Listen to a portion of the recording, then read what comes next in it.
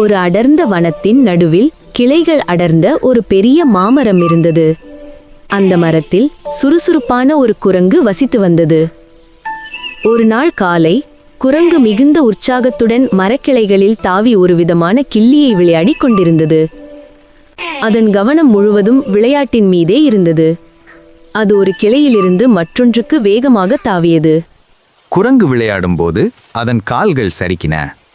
நிலை தடுமாறிய அந்த வேகத்தில் அருகில் இருந்த சிறு கிளையை அதன் கை பலமாக தட்டிவிட்டது. அந்த கிளையில் ஒரு சிறிய குருவிக்கூடு இருந்தது.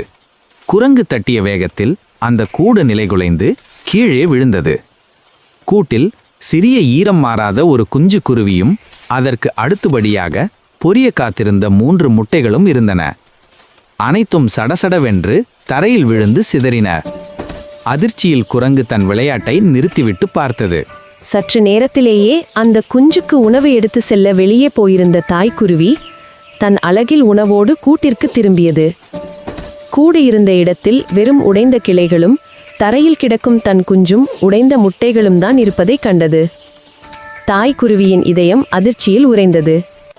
யார் இந்த கொடூரத்தை செய்தது என்று சுற்றும் முற்றும் பார்த்தபோது தவறுதலாக கூட்டை தட்டிவிட்டு பயத்தில் சிலை போல நிற்கும் குரங்கை கண்டது. தாய்க்குருவிக்கு பெரும் கோபம் வந்தது. நீ ஏன் இப்படி செய்தாய்? உனக்கு வேறு கிளைகள் இல்லையா விளையாட? ஏன் இந்த கொடூரத்தை என் குஞ்சுக்கு செய்தாய் என்று சத்தமிட்டு அழுதது. தாய்க்குருவியின் துயரக் குரலை கேட்டதும் குரங்கின் மனம் பதைத்தது. அது தாய்க்குருவியின் அருகில் சென்று அதன் சோகத்தை பார்த்தது. தான் விளையாட்டின் வேகத்தில் செய்த பெரிய தவறை அது உணர்ந்தது. குருவி நண்பியே, என்னை மன்னிக்க வேண்டும்.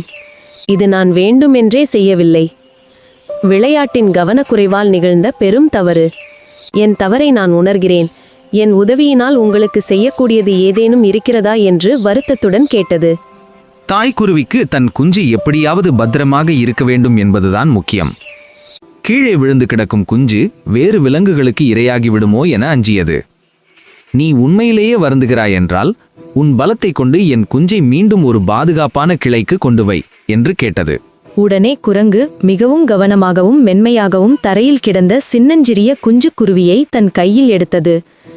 தாய்க்குருவியின் வழிகாட்டுதலின்படி சற்று உயரமான வேறு எந்த கொந்தளிப்பும் இல்லாத ஒரு பாதுகாப்பான மரக்கிளையில் அந்த குஞ்சை பத்திரமான வைத்தது.